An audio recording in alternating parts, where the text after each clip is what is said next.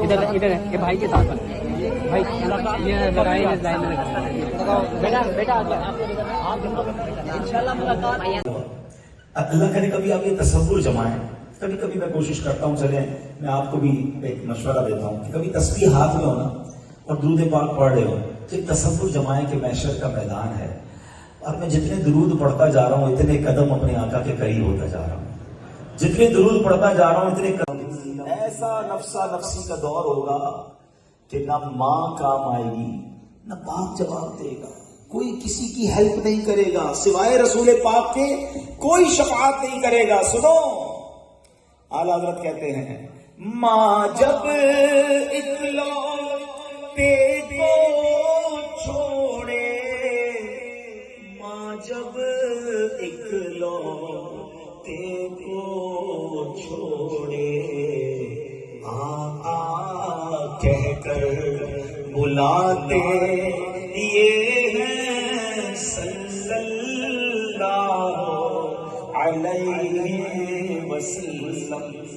اور باپ جہاں بیٹے، مگر میرے آقا کا اس دن کیا خوبصورت کرم نوازی ہوگی کہ ٹھنڈا ٹھنڈا میٹھا میٹھا، ٹھنڈا ٹھنڈا میٹھا میٹھا پیتے ہم ہیں. پیلا کو بھی عمل کرنے کی توفیق عطا فرمائے. ایک بار محبت کے کون سا طریقہ میل دور کرنے کا؟ آپ نے فرمایا بات یہ ہے کہ میرے آقا صلی اللہ تعالی علیہ وسلم ایک بار میرے گھر تشریف لائے تھے. نبی پاک نے اس کپڑے کو ٹچ کیا ہے، جب سے آقا نے ہاتھ لگایا ہے دنیا کی آگ نے جلانا ہی چھوڑ دیا ہے. آگ میل کو تو جلاتی ہے، کپڑے کو نہیں جلاتی.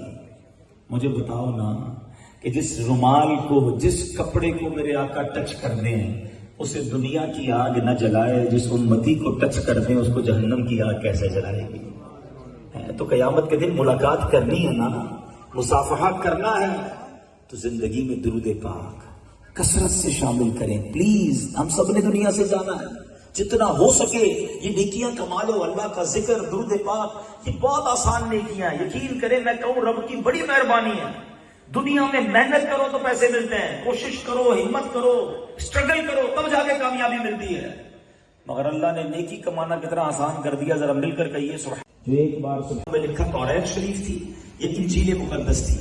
وہ کتاب لے کر آتا ہے اور کتاب میں دکھاتا ہے کہ دیکھیے ہماری کتاب میں لکھا ہے کہ اللہ کے جو آخری نبی ہوں گے جب ان کو معراج نصیب ہوگی اسی سفر کے بعد وہ ایک کنیز کا تھیلا اٹھا کر ایک غیر مسلم کے دروازے تک جائیں گے.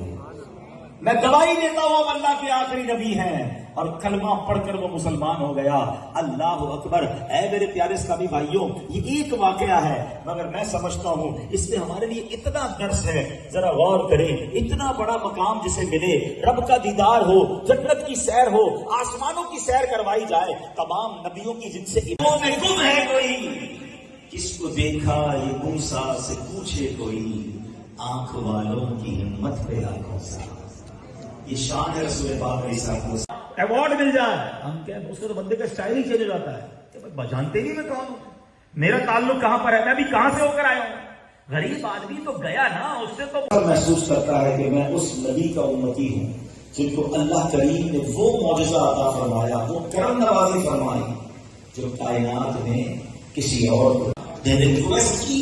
اب مثال دیتا ہوں، ایک اسٹیڈیم ہو اور اس پہ 40-50 ہزار بندہ جمع ہو جائے اور سب چاہیں کہ ایک بندے سے ملنا ہے، ایک شخصیت سے ملنا ہے، تو پاسبل نہیں ہے. بہت بڑا ہنگامہ ہو جائے گا، مسئلہ ہو جائے گا، دھکم پیر ہو جائے گی.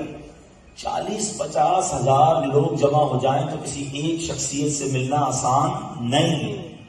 کبھی سوچا محشر کے دن کتنے لوگ ہوں گے، قیامت کے دن افراد کتنے ہوں گے؟ 8 ارب لوگ تو اس وقت دنیا میں ہے نا.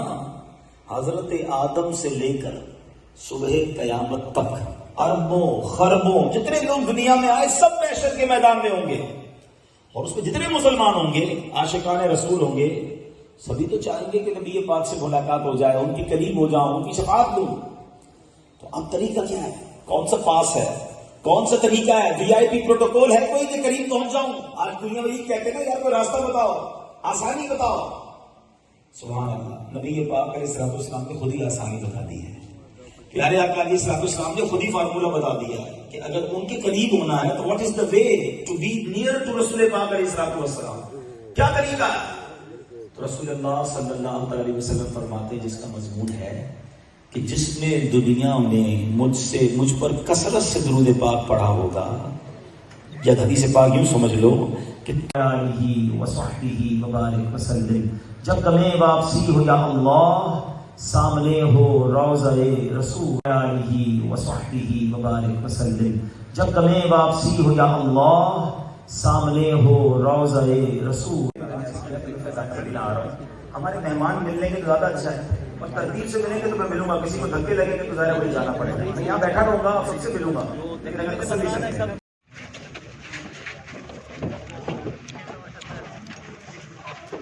بہت شکریہ. فی امان اللہ. جزاک اللہ.